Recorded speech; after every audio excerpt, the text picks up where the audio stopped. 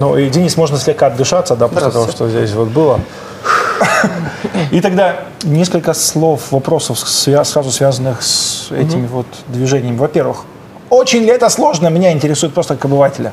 Танцевать под этот стиль можно, еще раз говорю, все что угодно, но в основном используется как паппинг, изоляции различные, когда одна часть тела двигается изолированно от другой. Вейвинг – это волны. Глайдинг – это то, что у нас, в основном представлял Майкл Джексон. Вы все видели, как он скользит по полу, как это чудесно. Естественно, сам робот, подражание роботу. Механические все вот эти движения манекеном. Двигаться может любой танцор или только избранные могут научиться Ну, конечно же, этому? любой. Я не смогу просто научиться какие-нибудь парочки движений, к примеру. Нет, вы можете, я могу потом научить. Индивидуальным. Когда все уйдут. Когда все уйдут. При этом. Сложность в том, что надо Да, просто тренировать. сложность именно в контроле тела. Нужно уметь контролировать тело. Чтобы танцевать, например, робота, нужно уметь контролировать каждую часть тела, чтобы, если я танцую, у меня нога изолирована, то рука не должна, там, к примеру, быть настолько вялой, чтобы все было четко. Много разных стилистик по исполнению робота, да, есть ликвид робот, жидкий, различные, но вся тут система в контроле мышц, контроле тела. То есть нужно уметь контролировать тело по-разному. Дабстеп – это четкий. Да, body control. Нужно быть четким, да. И четвертое направление еще. То есть научиться этому может абсолютно каждый. Вот, естественно. самое главное. Но требует тренировок. Очень сильных тренировок. Это не в тренажерный зал пойти, гантельку. Определенных упражнений. Да. Все это требует упражнений, потому что в тренажерный зал хорошо, конечно, там гантельку потягать, но делать пап, то бишь вот резкое замирание, резкий вот этот импульс, это очень сложно. Это тренируется годами, и вот профессиональные танцоры в этом стиле, на них смотришь с открытым ртом, благодаря тому, что вот эта техника присутствует, жесткое, мощное движение. Я думаю, что все основы могут заложить в студии современного танца Let Go, обратиться, и все будет Конечно, хорошо, будем учить, но сразу предупреждаю, что это требует усердных тренировок. Это не то направление, когда пришел, тебе показали шаг вправо, шаг влево, и ты уже научился. Нет, здесь еще нужна техника, нужно натренировать мышцы. Ну и у нас была не задействована Дарья. Да. В конце концов, расскажите о том, что она нам будет показывать. Дарья, что же ты нам покажешь сегодня? Она нам покажет направление джаз-фанк. Тоже для Беларуси достаточно новое, для обычных людей, скажем, я думаю, вряд ли кто-то знает, поэтому более подробно, наверное, расскажу про него. Джаз-фанк зародился буквально где-то 10 лет назад, может, чуть-чуть больше. Там. Точные цифры в таких стилях сложно назвать. Благодаря таким хореографам, как Брайан Фридман, как хореограф Бобби Ньюбери и Кевин Майер. Это все хореографы, которые работают в Лос-Анджелесе. Они одни из первых начали выделять джаз-фанк как отдельное направление, как отдельный стиль.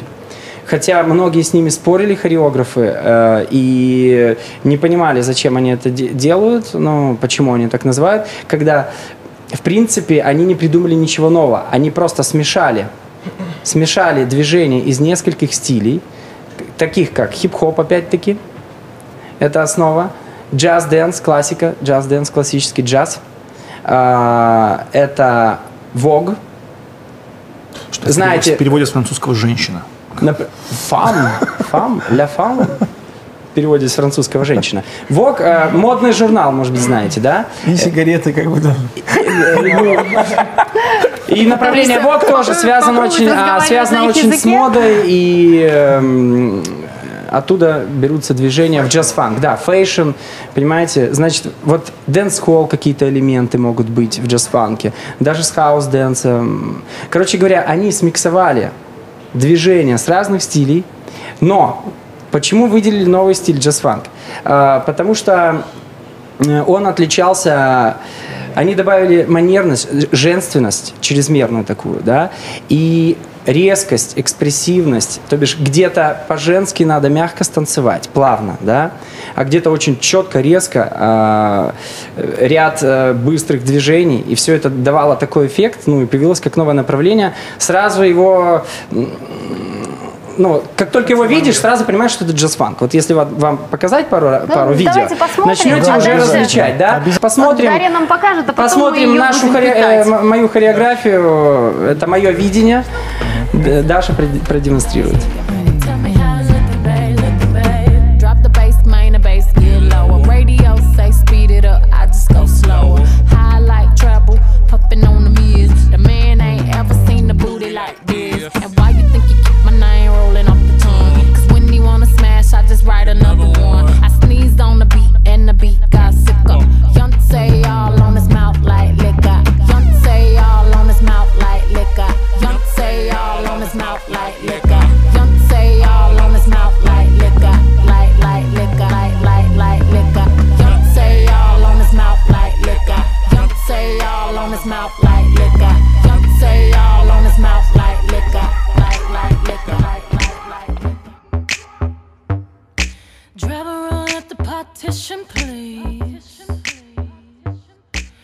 Дарья, вопрос следующий. Вот направление Александра, ваше исполнение. Вообще, почему именно этот стиль, это направление? Почему не народные танцы, не бальные именно здесь? Почему я выбрала? Ну, конечно. Почему я танцую? Ну, я занималась народными танцами и классическими танцами. Мне это тоже очень нравилось. Я танцевала и в ансамблях народных. Но выбрала как-то, душа больше лежит к этому. Я еще даже, когда была в хореографической школе, начала заниматься современными танцами. И, мне понравилось, как-то, не знаю, больше себя комфортнее ощущала в этом. Даша, у меня по восприятию просто все казалось бы, что как будто это все импровизация. На самом ли деле так? Или же все четко запланировано, все движения, все продумано? Это хореография, это запланированная, вот Сашей придуманная хореография, да. Четко в определенные слова, в определенные там биты в музыке, какие-то там звуки. Это все спланированное, четко сделанное. Но также можно и импровизировать. Безусловно, особенно для нас. Мы ничего не увидели, да, все хорошо, поняли, все подготовлено, да. И я думаю, что второй раз, если были какие-то новые движения, мы не обратили внимания. Давай мы еще вернемся к ребятам, и уже пора представить наших следующих гостей. У нас сегодня в гостях Тамара Ивановна Шилова, завуч по учебно-воспитательной работе Бурейской детской хореографической школы искусств имени Погодина. Здравствуйте. Добрый день. Вот, судя по тому, как вы наблюдали, я поняла, что это ваши воспитанники. Точно? Ну, да. Особенно Дарья. В коей мере. Особенно Дарья, да. С Дарьей мы долго работали вместе. Сашу я помню как ученика хореографической школы, нашего учителя Тамары Васильевны, сына. Поэтому мы знакомы. Скажите, пожалуйста, Тамара Ивановна, а вот вы завуч по учебно-воспитательной работе, но вы связаны непосредственно с хореографией? Да. Так, ну тогда ваше мнение как профессионала по поводу того, что вы видели? Я приемлю всю хореографию. Если человек занимается хореографией, я считаю так, что он вообще прекрасен. Когда человек занимается искусством, это человек какой-то более возвышенный, он какой-то более культурный, он эстетически воспитан. Я считаю так. Хореография – это очень неотъемлемая часть.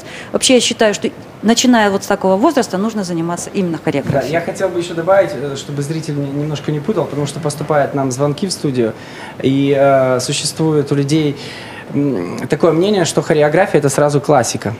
Хореография – это связанные между собой движения, да, объединенные, положенные на музыку, да, вот, которые там несут определенный образ, там, неважно. Вот есть хореография. Хореография может быть хип-хоп хореография, то, что мы продемонстрировали, стрит-джаз хореография, джаз-фанк.